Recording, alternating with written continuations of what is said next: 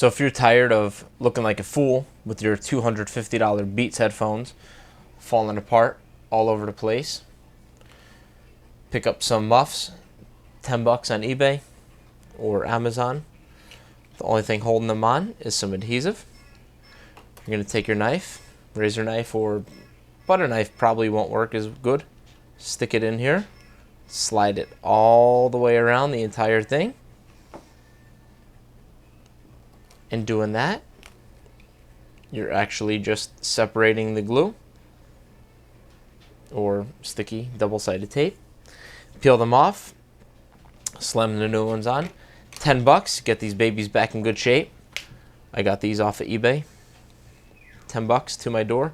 The foam quality is the same. The material seems to be the same. 10 bucks, we're back in good shape. All you need is a razor knife.